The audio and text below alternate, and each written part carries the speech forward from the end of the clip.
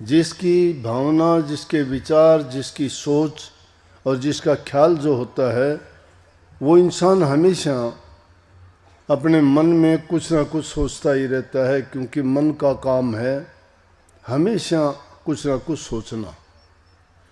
अगर इसको कुछ सोचने की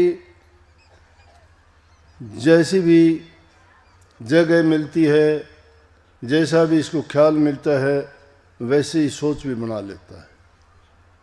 परंतु हमने क्योंकि आदत डाली है प्रभु की भक्ति की, अच्छे गुणों को अपनाने की, दया प्रेम की, परोपकार पर हित की, जब वो बातें हमने अपना ली हैं और उन पर हम चलते हैं, तो जब भी एकांत होगा, जब भी हमारा ख्याल होगा, तो हमारा इन्हीं बातों पर जाएगा। हमारे दिल में दया प्रेम परहित की बातें ही कुछ ना कुछ सोचती रहेंगी। नहीं तो मन शैतान का घर भी बन जाता है। अगर इंसान की सोच नकारात्मक बन जाती है, वो कभी अच्छा नहीं सोच सकता। आपने देखा होगा महापुरुषों के साथ अगर गलत भी करते हो तो भी वो किसी को गलत नहीं कहते, क्योंकि वो उनकी सोच ऐसी नहीं है।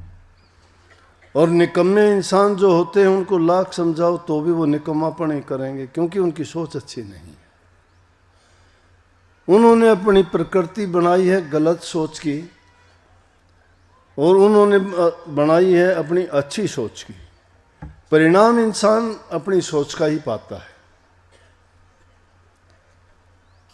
नाम में क्या गुण है? नाम में कि उससे सारी तुम्हारी व्याधियां खत्म होती हैं, सब पाप कर्म का नाश होता है, तुम्हें अच्छाई के रास्ते पे चलाता है। प्रभु के गुण, उनकी जो उपमा तुम गाते हो, वही गुण हमारे अंदर विद्यमान होते हैं, और वैसा ही हमारा जीवन भी बढ़ता चला जाता है। जो इंसान जैसा अभ्यास करता है वैसा ही जीवन हो जाएगा। वो उन्हीं चीज़ों की खोज में लगा रहता है। तो अगर, लेकिन आजकल तो धर्म के नाम धर्म नहीं, धर्म तो धंधा हो गया लोगों का। धर्म नहीं, धंधा है, एक रोजगार बना लिया। भक्ति के नाम पर लूट मचा दी लोगों ने। जिनके पल्ले भक्ति नहीं है, नाम नहीं है, सोच उनकी अच्छी नहीं है, कहाँ वो नाम की महिमा, प्रभु की भक्ति का डींग मारते हैं। और कर्म उनके अगर आप देखोगे तो आम आदमी से भी गिरे हुए हैं। इसीलिए लोगों का विश्वास और इतबार उठ जाता है। जब सच्चाई के रास्ते पे चले हो तो हमारे अंदर सच्चाई वाले गुण भी होने चाहिए। लेकिन इन चीज़ों को सबको दरकिनार करके आज के युग में जो सोचने की बात है वो है कि इंसान पहले एक नेक और अच्छा इंसान बने। जब आप एक नेक इंसान बन जाओगे, अच्छे गुण लाने की जरूरत नहीं, वो तो अपने आप ही आ जाएंगे। चोरी जारी बदमाशी की कहीं कोई संस्था नहीं खुली हुई, कोई कॉलेज स्कूल नहीं है, कोई उनमें इंस्ट्रक्टर नहीं है, कोई उनको अलग से उनके बारे में किसी को ट्यूशन और शिक्षा नहीं देता है, अपने आप आ जाते हैं। अच्छे गुण लाने से भी नहीं आते हैं। इसलिए कही कि इंसान में विकृतियां आ गई हैं।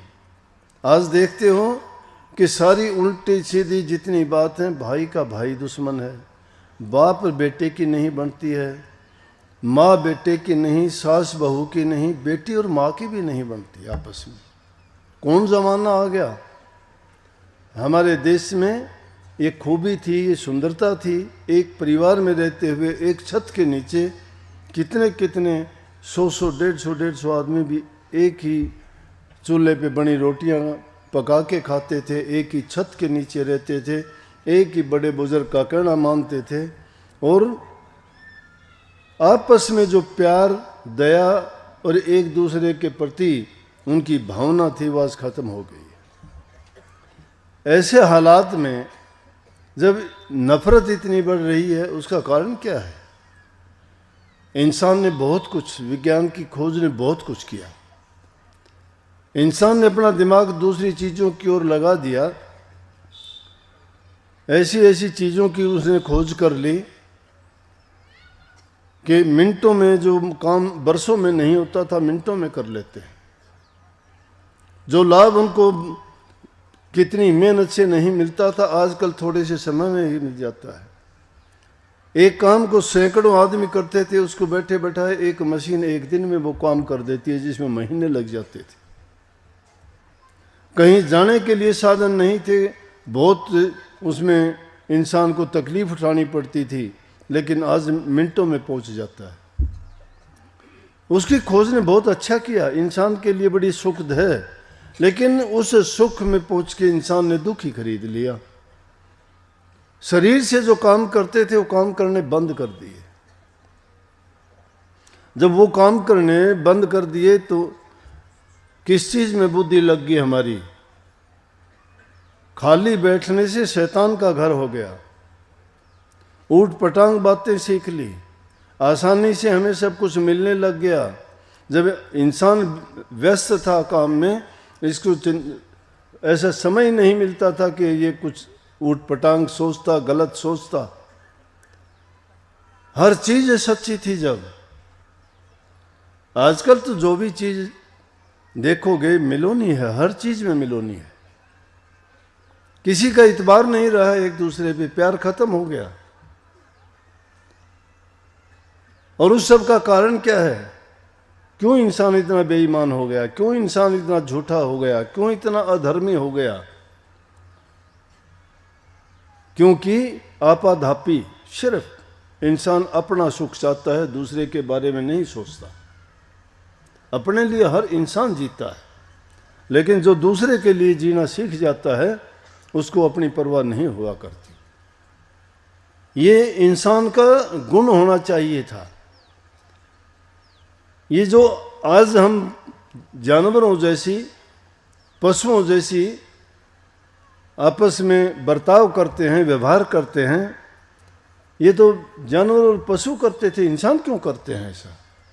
परमात्मा ने तो इंसान को अपना रूप दिया था, इसको ज्ञान बुद्धि विवेक से सुसज्जित किया था, ऐसे ऐसे तोहफे बख्शे थे, और इसको सबसे उत्तम चीज बुद्धि दे के ये कहा था कि अगर अपनी बुद्धि से जो भी करना चाहेगा कर सकेगा। कर्म करने की आज़ादी दी गई, और उससे खोज के तू मुझे भी दोबारा मिल सकता है, और जब दोबारा मिल जाएगा तुझे कहीं जाने की जरूरत नहीं है। लेकिन इंसान ने क्या किया? उस बात को भी भूल गया, और इस काल और माया के देश में आके सिर्फ इसने ऐसे काम किए कि जिसके कारण फिर इस बंधनों से छूटना नहीं चाहा। स्वयं बंध जाता है, अपने आप बंधा है, किसी ने बांधा नहीं है, अपने आप बंधे हुए हैं। काफी लोग आके कहते हैं, या उनके घर वाले लेके आते हैं, कहते हैं कि ये शराब पीता है, शराब छूटती नहीं है। ऐसी चीज है कोई? आपको किसने पकड़ा? किसी ने नहीं पकड़ा, आपने उसको पकड़ रखा है। आपने जब पकड़ा था तो छोड़ भी आप ही सकते हो, छोड़ दो। लेकिन क्या है कि आत्मबल नहीं रहा, आत्मविश्वास नहीं रहा। आत्मविश्वास और आत्मबल की बात कहता हूं मैं। आत्मबल कब आता है? जब इंसान सच्चा, अच्छा और सद्गुणों से भरपूर हो जाता है। वो इंसानियत थी, उसको परवाह नहीं होती है, नेकी करना ही उसका धर्म बन जाता है। जो नेकी के रास्ते पे चलता है वो दूसरे का भला करके जो उसको खुशी मिलती है वो और किसी चीज में नहीं है। और सब खुशियों की चीज क्या है कि उसे नाम की भक्ति है। नाम की भक्ति इतनी आसान नहीं है। गृहस्थियों के लिए ये अच्छी बात है कि ये बुरी आदतें छुटवा देते हैं। जो पहले नियम करवाए जाते हैं उन नियमों पर चल के हम बुरी आदतों का त्याग कर देते हैं। तो बुरी आदतें जब छूट जाती हैं तो सद्गुण आने शुरू हो जाते हैं। संतों की शरण में जाओगे, संत तुम्हें यही उपदेश करेंगे। लेकिन क्या सोचते हो कि चोर भी, ठग भी, डाकू भी संतों की शरण में चले गए? उनमें से कुछ तो जिनका आत्मबल था, आत्मविश्वास था, और जिन्होंने अपने जीवन को बदलना चाहा वो ऐसे बदले कि वो तो डाकू से तो महात्मा बन गए, चोर से महात्मा हो गए। और जिनको नहीं बनना था वो सब कुछ पा के भी वापस खो के चले गए, क्योंकि वो आदत के गुलाम हैं, वो मन के गुलाम हैं, मन के कहे में चलते हैं। लेकिन संत सतगुरु की शरण में जाके तो हमें मनमुख नहीं गुरुमुख बनना चाहिए। गुरुमुख का मतलब है गुरु की आज्ञा में रहना, उनकी आज्ञा का पालन करना। और गुरु की आज्ञा अगर एक पल के लिए भी शिष्य भूल जाता है तो समझो कि उसको फिर काल और माया के चपेड़े और धक्के ऐसे लगते हैं, संभल पाना बड़ा कठिन है। ऐसे अनेक उदाहरण हैं जिन्होंने भक्ति करके अपना जीवन बड़ा अच्छा संवारा, बहुत उन्होंने तप त्याग करके भक्ति कमाई, लेकिन ऐसी ठोकर माया की लगी कि फिर भटक गए वो। लेकिन जिन्होंने सतगुरु को हृदय में, सोच में, मस्तिष्क में, उसको याद रखने में आदमी भटकता नहीं है, ये गुरुमुखता है। गुरु की आज्ञा में चलता है वो गुरुमुख होता है, मन की आज्ञा में चलता है वो मनमुख है। गुरु हित करता है। गुरु के वचन को कभी आजमा के देखोगे, हो सकता है जाहिर में आपको देखने में, सुनने में वो बात अटपटी लगे, लेकिन उस बात का बड़ा गहरा मतलब निकलता है। कबीर साहब ने कहा ये बात बड़ी है अटपटी, झटपट लखे न कोई, जो मन की खटपट मिटे तो चटपट दर्शन होए। बात अटपटी है ये, सोचोगे जाहिर में क्या कह दिया गुरु ने, क्या कह दिया। एक फकीर था, मुसलमान फकीर, गलियों में मस्ती में बोलता जाता है, मुसल्ला रंग शराबे जे गुरु फरमावे, मुसल्ला रंग शराबे जे मुर्शिद फरमावे। लोग कहने लगे ऐसे बेवकूफ़ है, मुसल्ला इतनी पवित्र चीज़ होती है, मुसलमान भाई जब नमाज पढ़ते हैं तो नीचे बिछाते हैं उसको, जैसे हम दरी वगैरह बिछा के बैठते हैं, वो बहुत पाक और पवित्र मानते हैं उसको। और उस पवित्र चीज़ के लिए कहता है कि अगर गुरु कहता है तो न्योला उसको शराब में रंग ले, मुसल्ला रंग शराब बेजे मुर्शिद फरमावे। बड़े नाराज हो गए, पकड़ के उसको लेके गए, काजी के पास लेके गए। काजी न्याय करने वाले को कहते थे, जैसे न्यायाधीश होते हैं तो काजी सब बातों का न्याय करता था। काजी के सामने हाजिर किया जाके, कहने लगे देखो क्या बोलता है ये गुरुमुखता की बात। बोला जी मैंने तो गलत तो कुछ कहा नहीं। बोला और इससे ज़्यादा क्या गलत कहेगा। काजी कहने लगे भाई इसको सज़ा देने से पहले ऐसे करते हैं, इसको राजा को के सामने पेश करेंगे। राजा के सामने पेश किया। बोला क्या बोलता है तू। कहने लगे जी ये गलियों में जो है ऐसी बात बोलता है जो हमारे इस्लाम धर्म के बिल्कुल खिलाफ है, तो इन्हें हमारी, इसको तो बड़ी से बड़ी सज़ा देनी चाहिए। काजी सज़ा दे सकता था, लेकिन काजी के दिमाग में आई कि ऐसी तो बात नहीं है, फ़कीर आदमी है, मैं अकेला इसके लिए दोषी क्यों बनूं, राजा के सामने लेके जाऊं, राजा जो कहेगा वैसा हो जाएगा, क्यों काजी से बड़ा राजा होता है। शायद हो सकता है मेरी कोई त्रुटि ना रह जाए। राजा कहने लगे हाँ जी फ़कीर जी क्या बात, आप क्यों बोलते हैं ऐसा। बोला जी मैं गलत तो नहीं बोलता, मैं तो कहता हूँ मुसल्ला रंग शराबे जे मुर्शिद फरमावे, कि अगर गुरु कहता है तो मुसल्ले को शराब में रंग लो, दोष नहीं है। गुरुमुख था वो गुरु का महत्व जानता था कि गुरु क्या कहता है, गुरु किस लिए कहता है, गुरु के कहने में राज क्या है। वो काजी से बोले कि तू इस बात का, उससे कहने लगे कोई प्रमाण देगा इसका। बोले हाँ, कौन लेना चाहेगा। काजी बोले हाँ मुझे बता क्या बताएगा। बोला कि एक पहाड़ी पर महात्मा है, उसके पास चले जाओ, वो बता देगा आपको। बोला अच्छी नौबत आई, राजा के पास लेके आया, ये तो कहता है कि मुसल्ला शराब में रंग ले, अब कहता है महात्मा के पास जा। मैं न्यायकारी आदमी, ऊंचे पद वाला, अब महात्माओं के चक्कर काटो। अब महात्मा के पास जाता है, महात्मा के पास जाके कहने लगा जी इस तरह से मैं आया हूँ कि एक फ़कीर है और वो कहता है कि मुसल्ला रंग शराबे जो मुर्शिद फरमावे। बोला भाई हाँ, कहता तो वो सही है, ठीक कहता है, लेकिन ये काम तो तुम शहर की उस गली में चला जाए, एक वैश्या है वो बताएगी इसका मतलब। माथे में हाथ मारा, मैं काजी, सबके न्याय करता हूँ, सब मुझे जानते हैं, वैश्या के घर कैसे चला जाऊँ। बोला ये ले 2 रुपये। 2 रुपये भी दे दिए महात्मा ने उसको। अब 2 रुपये लेके पाँव पटकता हुआ जाता है वैश्या के घर जाके। ओहो, वैश्या देख के बड़ी खुश हुई, काजी जी आए हैं। और तो बहुत ऐसे वैसे लोग आते जाते ही रहते हैं रोज़ाना कि मुजरा देखने के लिए आए हैं। बिछा दिए उसने, गलीचे लगा दिए, मसन लगा दिए। बोले इनकी चीज़ों की ज़रूरत नहीं, मैं जो काम आया हूँ वो काम पूछना है। बोला काम क्या है, बैठो आप, काम एक ही होता है यहाँ और दूसरा कोई काम नहीं है। बोला लेकिन मेन जो यहाँ नाचने वाली है वो तो है नहीं यहाँ पे, वो तो गई। लेकिन अब क्या है कि एक जवान लड़की है, आज तक नाची नहीं, उसको पेश करती हूँ। उसको बुलाया, कहने लगी तैयार होके आ जा तू, काजी आया है। बोली आज तक मैं कभी नाची नहीं। बोला तुझे सिखा रखा है, शुरू कर ले आज से। शहर का इतना बड़ा आदमी, और ये अवसर कब आने वाला है, तेरा तो मुहूर्त भी अच्छे आदमी से होता है। मुजरा दिखा उसको, खुश होके, पता नहीं क्या दे देगा क्या करेगा। वो बेचारी शुरुआत थी, बड़े संकोच से आके खड़ी होगी काजी के सामने। काजी ने उसको देखा और देख के कहने लगे उसका मकसद ही नहीं था। बोला मैं तो आया था किस काम के लिए, मुझे मुजरा नहीं देखना। उससे कहने लगे बेटी तू कौन है। उसकी भावना बुरी नहीं थी, काजी को इस काम गलत काम के लिए नहीं गया, मुजरा देखने के लिए नहीं गया, कोई मनोरंजन के लिए नहीं गया। वो तो जानना चाहता था उस फकीर की बात को।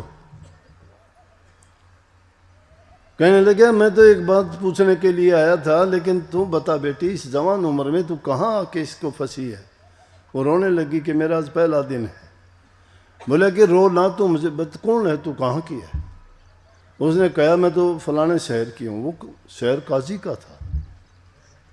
काजी के कान खड़े हो गए, बेटी किसके कौन सी गली में। बोले मैं उस गली की रहने वाली थी। ऐसी क्या नौबत आई तुम्हें, ऐसी जगह में आई। बोला छोटी उम्र थी मेरी, हमारे गांव में डाका पड़ा था, डाकुओं ने मुझे उठा लिया, छोटी सी थी, और ले के उसने वैश्या के यहाँ बेच दिया। अब मैं 15-16 साल की होगी। बोले तुम्हारा घर कहाँ है। वो मोहल्ला काजी का ही था। बोला घर तुम्हारा। बोला हमारा घर। वो तेरे पिताजी कौन थे। बोला शहर के बहुत बड़े आदमी थे, काजी थे वो, मुझे ये तो याद नहीं था कौन, अब था वही काजी। ये बात उस काजी ने सुनी, रोने लग गया। बोला वाह जी वाह फकीरो, क्या कहना तुम्हारा, किस तरह से क्या काम करते हो। मेरी 12-14 साल पहले खोई लड़की आज मुझे मिलवाती, उसको पैसे दे के और उसको वापस घर ले आया, और घर ला के बता दिया। उस फकीर ने कहा नौला, हाँ वो मिल गई, फकीर से कह गया, बोला कि आपने बड़ा उपकार किया, मुझे सही जगह भेज दिया। मेरे इतने साल खोई लड़की, मन तो सोचा था ये 2 रुपये ले दे के और मुझे किस जगह पर भेज रहा है महात्मा। महात्माओं तुम्हारी महिमा बड़ी अलग है, जुदा। धन्य हो गया मैं आपके दर्शन करके, आपकी बात को सुन के। और क्या पता वो मेरे लिए ही उसने ऐसा। मैं कहता हूँ इंसान की जब सोच अच्छी होती है और वो कुछ अच्छा करना चाहता है, परमात्मा उसके लिए रास्ते बना देता है, उसके लिए ऐसी सीढ़ियाँ लगा देता है, वो जहाँ कहीं जाना चाहता है उसको पहुँचा देता है, बिना तकलीफ के, बिना किसी परेशानी के। लेकिन उसका कर्म अच्छा होना चाहिए, सोच अच्छा होना चाहिए, उसमें परहित पर उपकार होना चाहिए, उससे किसी का नुकसान नहीं होना चाहिए। किसी न किसी रूप में किसी का अगर हित होता है तो प्रभु उसकी सहायता करता है। इसलिए कहीं नहीं, परमात्मा उनकी मदद करता है जो अपनी मदद खुद करते हैं।